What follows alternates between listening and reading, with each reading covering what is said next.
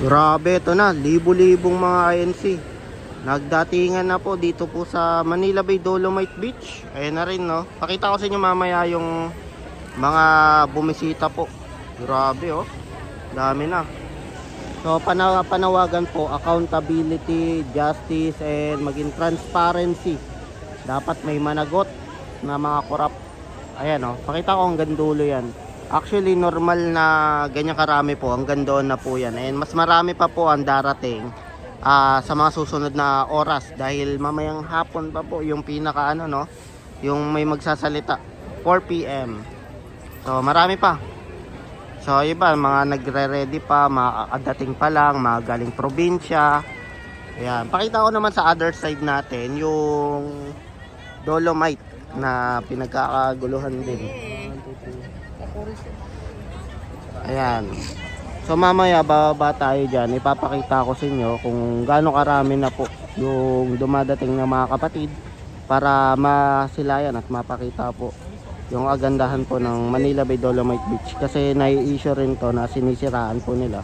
At ayan, may mga kapatid dito na bumisita na po. Ayan. Dito na tayo, dito. Yan, usually meron na po tayong mga nakikita na mga magtatayo po ng mga tent, mga nagtitinda at iba-iba. Ayan, oh. Sa public awareness, ayun, hindi lang kasi dito yung ano, meron din doon sa kabila. Ayan, may mga bus na rin.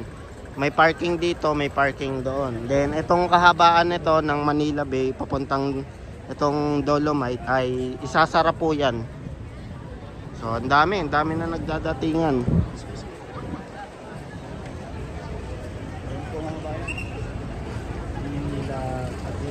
Grabe, no? Libo-libo na po. So,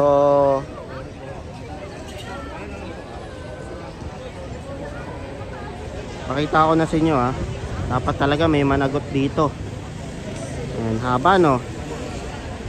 May iba dyan, nagre-ready pa lang, papunta na rin. So actually, itong nakikita nyo, wala pa yan. Mas marami pa po yung mamaya. And tuloy-tuloy po yan ngayong umaga hanggang mamaya po 4 PM ang pagdating po ng mga tao. 3 days naman to, medyo mahaba-haba. Yung pinakamaraming tao, ito pa lang yung mapupunta. So bukod pa rin yung mga tao pa po doon po sa pinaka-venue. Ayun yung pinakamarami. Ayun, libo-libo na po. Ilang kaya milyon yung darating na mga kapatid po dito.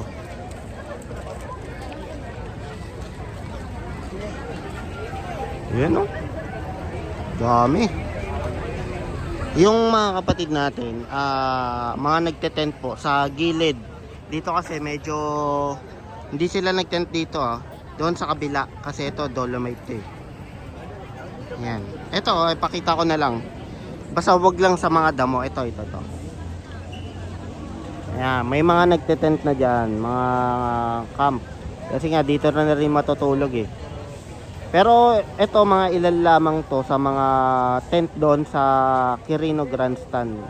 Kada karamihan kasi nasa Quirino na. And kanina naglakad na rin ako. Ang dami ng mga kapatid doon. Ang dami na rin. Ayan, oh, pakita ko sa inyo. Yung iba kasi nag-stay lang eh. Ayan, oh. Hanggang dulo. Yan. Then mga damit po dito ay nakaputi. Transparency.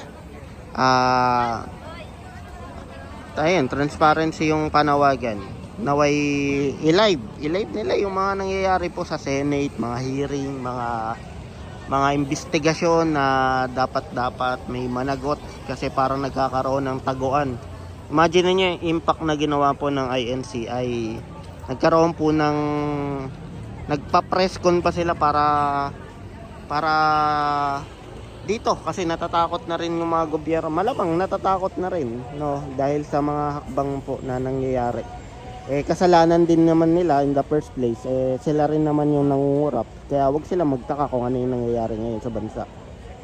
Pero ito ang panawagan po, mapayapang rally po kung saan panawagan ng kapayapaan and dapat may managot at makulong.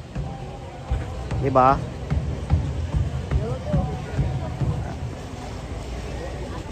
Yan. Actually, sa mga hindi nakakaalam po, yung nangyari kamakailan lang ay, 'di ba?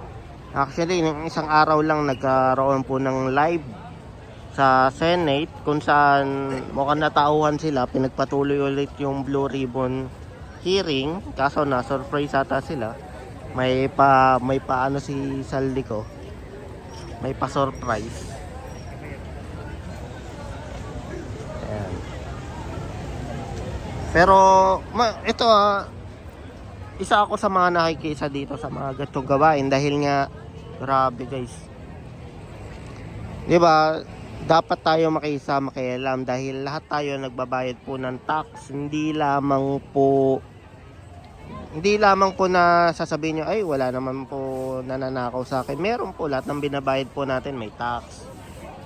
Lahat ng binibili po natin may tax. May binabayad po tayong tax, marami. Piso, dos, maliit na mga bilihin. Bigas, bumili kami mga tax yan. So, naiipon lang kasi ilang milyon tayo. Doon nakukuha yung budget. Then, yung ginagawa nila sa budget, hindi lang milyon yun ninanakaw. Billion na rin po. Dami ng mga ano dito mga kapatid dito ayan, may iba nasa sasakyan, yung iba mga dumadating na pupunta sa mga Quirino. At mamaya is dadagsa pa yan. Dito tayo sa Dolomite. Medyo umiinit na.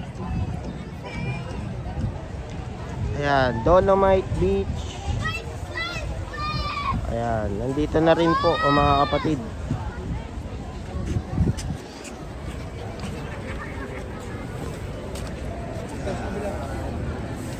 Dami na mga kapatid dito.